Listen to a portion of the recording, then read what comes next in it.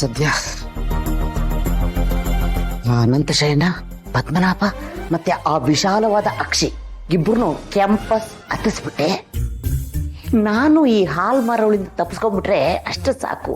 ಈ ಅಮ್ಮ ಓದ್ಲೋ ಇಲ್ವೋ ಗೊತ್ತಾಗ್ಲಿಲ್ವಲ್ಲ, ಏನ ಮಾಡ್ಲಿ?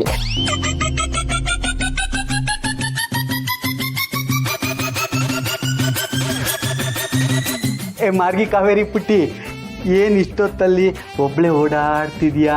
ನಾಗವಲ್ಲಿ ಏನಾದ್ರು ಮತ್ತೆ ಮೈ ಮೇಲೆ ಬಂದ್ಬಿಟ್ಲಾ? ಅದು ನನಗೆ ನಿದ್ದೆಯಲ್ಲಿ ಓಡಾಡೋ ಅಭ್ಯಾಸ ಇದೆ.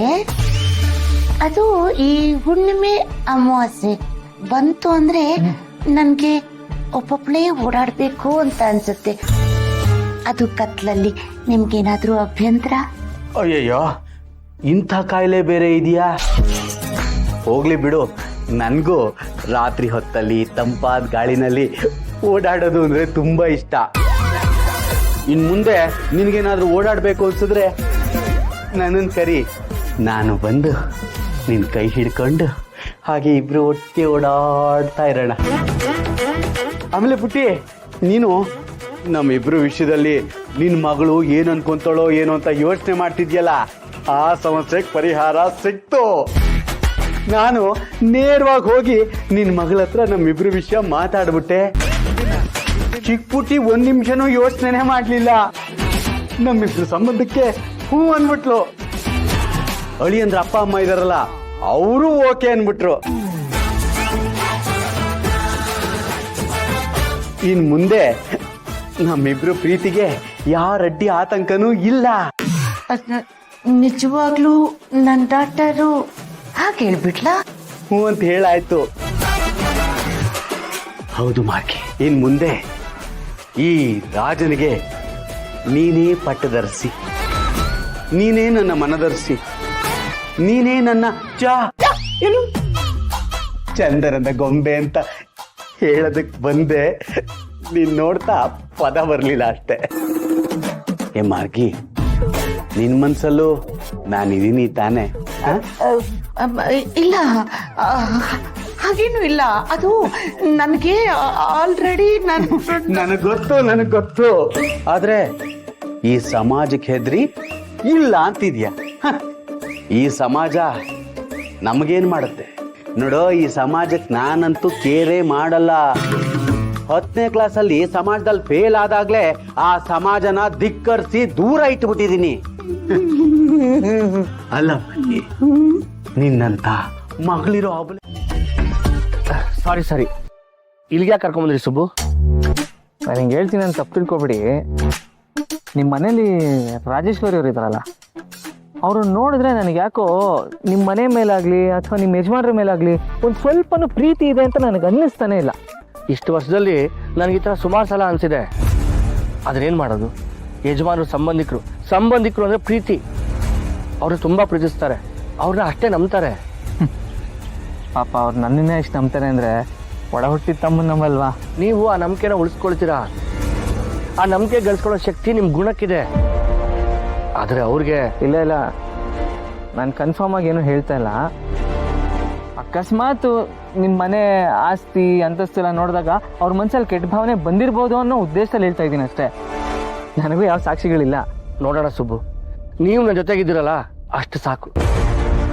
ಈ ಮನೆಗೆ ಒಳ್ಳೇದು ಮಾಡೋದಕ್ಕೋಸ್ಕರ ನೀವೆಲ್ಲ ಬಂದಿದ್ದೀರಾ ಅಂಥದ್ರಲ್ಲಿ ನಾನು ನಿಮ್ಮ ಕೈ ಜೋಡಿಸದೇ ಇರ್ತೀನಾ? ಈ ಮನೆ ಸಮಸ್ಯೆನ ಬಗೆಹರಿಸಲೇ ನೀವು ಹೋಗ್ತೀರಾ ಅನ್ನೋ ನಂಬಿಕೆ ನನಗಿದೆ. ನನ್ನಿಂದ ಈ ಮನೆ ಸಮಸ್ಯೆಗಳು ಪರಿಹಾರ ಆಗಬೇಕು ಅಂದರೆ ನಾನು ಇಲ್ಲಿರೋವರೆಗೂ ದೀಪಕ್ಕಾಗೇ ಇರಬೇಕು. ನನ್ನ ಬಗ್ಗೆ ಯಾರಿಗೂ ಒಂಚೂರು ಅನುಮಾನನೂ ಬರಬಾರ್ದು. ಅನುಮಾನ ಬರಲ್ಲ ಬಿಡಿ. ಹಾಗೊಂದು ವೇಳೆ ಅನುಮಾನ ಬರಬೇಕು ಅಂದರೆ ಆ ದೀಪಕ್ಕೂ ಬಾಂಬೆಯಿಂದ ಇಲ್ಲಿಗೆ ಬರಬೇಕು ಅಷ್ಟೇ.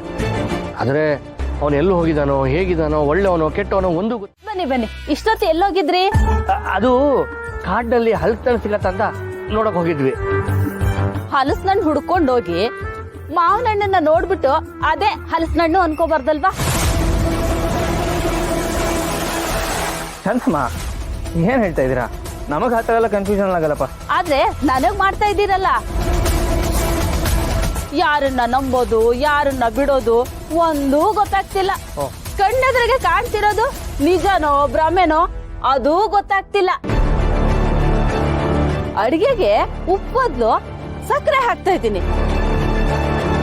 ಕಾಫಿಗೆ ಸಕ್ಕರೆ ಬದಲು ಉಪ್ಪು ಹಾಕ್ತಾ ಇದ್ದೀನಿ, ಯಾರನ್ನ ಯಾರೋ ಅನ್ಕೊಳ್ತಿದ್ದೀನಿ, ಯಾರ ಹತ್ರನೋ ಇನ್ನೇನೋ ಮಾತಾಡ್ತಾ ಇದ್ದೀನಿ. ಹಾಲು ಜೇನು ರೇಷನು ಅಂತ ನೀವೇ ತಾನೆ ನನ್ಗೆ ಹೇಳಿದ್ದು.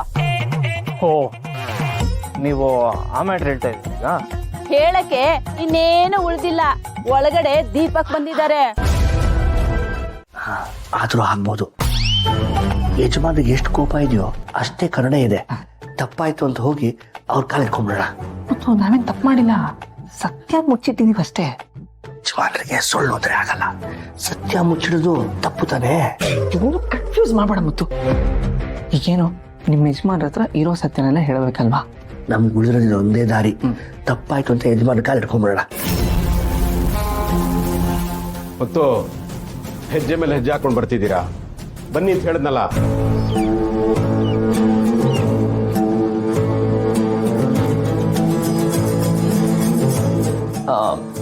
ಅವ ಆ್ಯಕ್ಚುಲಿ ನಾನು ನಿಮಗೆ ಒಂದು ವಿಷಯ ಹೇಳಬೇಕಾಗಿತ್ತು. ಹೇಳೋದಕ್ಕೆ ನನಗೆ ಎಲ್ಲೂ ಯಾವತ್ತೂ ಅವಕಾಶ ಸಿಗಲಿಲ್ಲ. ಇವತ್ತು ಹೇಳ್ಬೇಕು ಅನ್ಕೊಂಡಿದ್ದೀನಿ. ಅದೇನಂದ್ರೆ ನನಗೆಲ್ಲ ಗೊತ್ತಾಗತ್ತೆ. ನೀವೇನು ಹೇಳಬೇಕು ಅಂತಿದ್ದೀರೋ ನನಗೆ ಅರ್ಥ ಆಗಿದೆ. ಮತ್ತು ಮಂಗಳಾಚರಣೆ ಫಿಕ್ಸಾ? ಗ್ಯಾರಂಟಿ. ನಂದು ಪೋಷಕ ಪಾತ್ರ, ನಿಮ್ದು ಹೀರೋ ಪಾತ್ರ. ನನಗನ್ಸತ್ತೆ ಮೊದಲನೇ ಗುಂಡು ನಿಮ್ಗೆ.